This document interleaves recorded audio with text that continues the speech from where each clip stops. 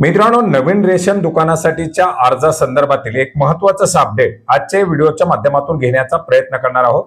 नमस्कार मित्रांनो, मी प्रभाकर, आपण पाहत आहात आपले माहिती केंद्र। चॅनलवरती नवीन असाल तर सबस्क्राइब करायला विसरू नका, जेणेकरून असेच नवनवीन अपडेट सर्वात प्रथम आपल्याला मिळतील। मित्रांनो, सांगली जिल्ह्यामध्ये रिक्त असलेल्या स्वस्त धान्य दुकानासाठी अर्ज मागवण्यात आलेले आहेत।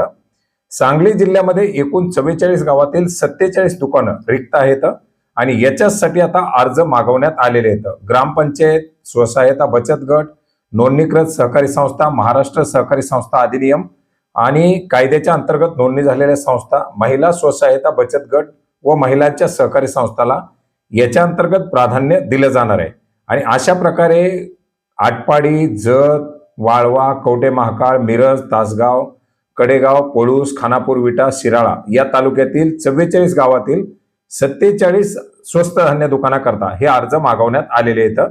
याच्या अंतर्गत सांगली तालुक्यातील 4, ज्याच्यामध्ये कवठेपिरान दुकानाची संख्या 2, दुधगाव, नावरसवाडी, मिरज तालुक्यातील 4, मानमोडी, कळंबी, मल्लेवाडी, पाटगाव, तासगाव तालुक्यातील 3, नागेवाडी, तासगाव, तुर्ची, कवठे महाकाळ तालुक्यातील 5, नागज दुकानाची संख्या 2, कुंडलापूर, दुधेभावी, हरोळी, जत तालुक्यातील एकूण 8, साळमाळ, गेवाडी, काशिलिंगवाडी, निगडी खुर्द, रेवनाळ, मायथळ, सालेकरी, याचप्रमाणे पाछापूर, पारदीवस्ती, पांडोझरी, आटपाडी तालुक्यातील 5, सेंडगेवाडी, बेरगळवाडी, गुळेवाडी, माळेवाडी आणि धावडवाडी, खानापूर विटामधील 2, कुळस बावडे, देवनगर, कडेगाव तालुक्यातील 2, कोतीज, वांगरेटरे, पळूस तालुक्यातील 1, अनगुडेवाडी, अमनापूर, वाळवा तालुक्यातील 9, खरातवाडी, पेठ, येलूर, जकराईवाडी, शिगाव, फाळकेवाडी, ईश्वरपूरची दुकानाची संख्या असणारे 2, उरणवाडी, याचप्रमाणे शिराळा तालुक्यातील 4, फकीरवाडी,